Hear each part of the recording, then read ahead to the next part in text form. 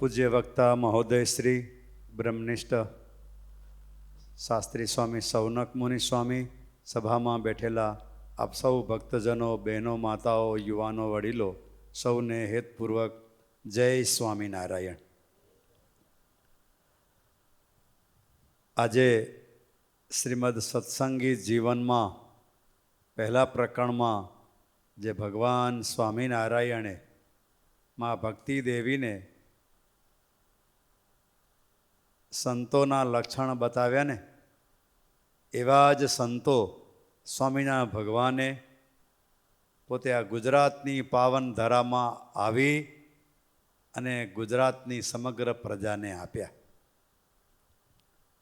કેવા આપણે ભાગ્યશાળી કે બ્રહ્માનંદ સ્વામી જેવા સંતો દેખત બળ ભાગ લાગ પોત સરસ નવલ પાગ યંતર અનુરાગ જાગ છબી અથાગ ભારી. આવું શબ્દનું જેનું અદ્ભુત લાલિત્ય હોય, નવે રસને ખડા કરી દે, આવા બ્રહ્માનંદ સ્વામી હોય, સંગીતના વિશારદ પ્રેમાનંદ સ્વામી હોય, અને ભક્તિમાં તન્મય થયેલા એવા મુક્તાનંદ સ્વામી હોય, જ્ઞાનની ચરમ સીમાએ પહોંચેલા એવા યોગીરાટ ગોપાળાનંદ સ્વામી હોય, એવા સાધુઓ આપણને મહારાજે પોતે આપ્યા. ક્યો કે જેના દર્શન કરવાથી, જેને જમાડવાથી સ્વયં ભગવાન તૃપ્ત થાય, એવા સાંખ્યોગી લાડુબા, જીવુબા, લાધીબા જેવા સાંખ્યોગી બહેનો આપણને આપ્યા. ભક્તજનો, બહુ આપણે ભાગ્યશાળી છીએ. અને આપણે એટલો પ્રયત્ન કરીએ. અમે પણ કથા જ્યારે સાંભળતા હતા ને, ત્યારે મા ભક્તિ દેવીને સ્વામિનારાયણ ભગવાન સંતોના લક્ષણ જ્યારે કહેતા હતા ને, ત્યારે અમને એમ થતું હતું કે પૂજ્ય વક્તાશ્રી એક એક લક્ષણ ઉપર એક એક સંતની જો આ કથા કહે ને, તો કથા સાંભળીને કેટલો આનંદ થાય, ન થાય? સંશય હરતા ને કલ્યાણ કરતા વળી વેદ પુરાણ નાવેતા કોમળ વાણી વાચાડ વિશેષ. આવા એક એક સંતના લક્ષણ જો કદાચ અહીંયા આપણે તો સાંભળ્યા, પણ એના ઉપર એક એક સંતની કથા સાંભળવા મળે ને, મહારાજના એવા કેટલા સંતો હતા ખબર છે નરેન્દ્ર? કોઈ સંતો તો એમ કે 5,000 સંતો સ્વામિનારાયણ ભગવાન સંગાતે હતા. કયો કેટલા સંતો! અને મહારાજના વચને એને પોતાના પરિવારનો, પોતાના સગા સંબંધીઓનો ત્યાગ કરી અને માત્ર ને માત્ર મહારાજને રાજી કરવા માટે ભગવાનના ચરણમાં જીવન ન્યોછાવર કરી દીધું. કયો અને તમે બધાએ બહુ ભાગ્યશાળી છો. એ જ સ્વામિનારાયણ ભગવાનના ખોડે તમે બેઠા છો.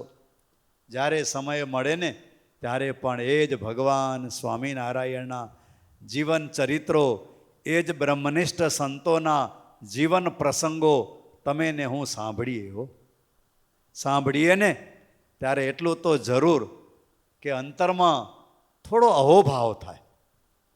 અને ક્યારેક આ યુવાન છોકરાઓ છે, મા બાપથી કંટાળી જાય.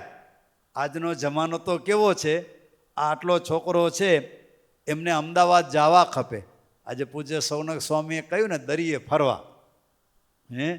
છોકરાઓને ગોવા જવા ખપે. એ તો લગ્ન કરીને પછી જાય, પણ ફરવા જવા ખપે. સાંભળે એટલે લગ્ન પહેલાં હોશ થઈ જાય. અને બાપુજીને કે, બાપુજી તમારી બુકમાં તો રૂપિયા પડ્યા. છોકરા જોઈ લે બુકવો. એક છોકરો કે, મારા બાપુજી પાસે 7 બુક છે, કેટલા રૂપિયા હશે સ્વામી? બરાબર કે સ્વામી મને બતાવતા નથી. કે ભક્તજનો, કહેવાનો તાત્પર્ય એ કે છોકરાને શું ખપે છે? ફરવા જવાનું, એમને મોજ કરવાનું. પણ જ્યારે બાપ કે મા એમના જીવનના શિક્ષણને માટે, એમના કલ્યાણને માટે જ્યારે જ્યાં ને ત્યાં જવા નથી દેતા ને, ત્યારે ઘણી વખત એ બાળક હોય કે સત્સંગ પરિવારની દીકરી હોય ત્યારે નિરાશ થઈ જાય, દુઃખી થઈ જાય, હતાશ થઈ જાય કે મારી વાત તો પરિવારમાં નથી મારા બાપ સાંભળતા, નથી વાત મારી મા સમજતી, નથી મારો ભાઈ સમજતો, મારું કોઈ છે જ નહીં. એટલે મને ઘરમાં એક ખૂણામાં બેસીને રોવા, યા તો પોતાના મિત્રને કે આ ઘરમાં મારું કોઈ છે જ નહીં. અને આવી નિરાશામાં જો એને આજે જે સ્વામિનારાયણ ભગવાને સાધુના લક્ષણો કીધા ને, એવા ભગવાનના પવિત્ર સાધુનો એને યોગ થઈ જાય ને, તો એ કેટલી સિદ્ધિઓ હાંસલ કરે, જીવનને કેવું અણમોલ કરી દે, જીવનને એવી ઉચ્ચ સ્થિતિએ પહોંચાડી જાય.